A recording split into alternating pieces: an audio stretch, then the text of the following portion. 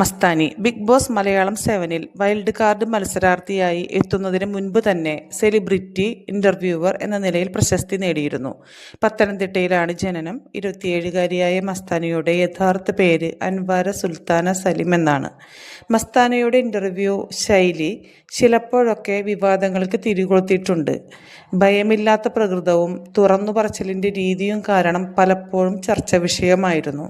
കൂടാതെ നായ്ക്കൾ ഒരുപാട് സ്നേഹിക്കുന്ന ഒരു വ്യക്തിയുമാണ് ഇവർ.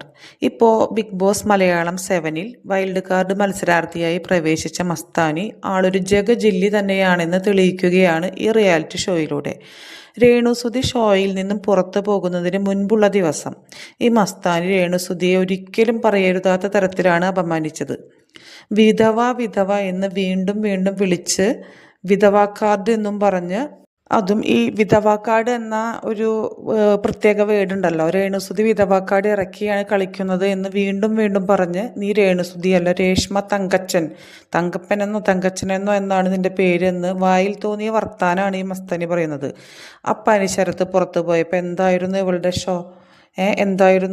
മസ്താനിയെ തെറി പറഞ്ഞത് കൊണ്ടാണ് അപ്പാനി ശരത്ത് ഔട്ടായത്. എന്തൊക്കെയായിരുന്നു പുകില് എന്നോലെ ഈ പറഞ്ഞ മസ്താനിയുടെ വായിൽ നിന്ന് വരുന്ന കാര്യങ്ങൾ, അതേപോലെ പുറത്തുള്ള കാര്യങ്ങൾ വീടിനകത്ത് വന്ന് വിളമ്പുക, രന ഫാത്തിമയുമായുള്ള വഴക്കിൽ രനയുടെ ബോയ് ഫ്രണ്ടിനെ വിളിച്ച തെറിയൊക്കെ പറയാൻ കൊള്ളാത്ത സംസ്കാരമില്ലാത്ത രീതിയിലുള്ള ബാഡ് വേർഡ്സാണ് മസ്താനിയോടെ ഉപയോഗിച്ചിരിക്കുന്നത്. അപ്പാനി ശരത്ത് സ്ട്രേറ്റ് ഫോർവേഡായിട്ട് തെറി പറഞ്ഞെങ്കിൽ മസ്താനി അതുക്കും മേലെ. ഒരു ഗെയിം ഷോയാണ്.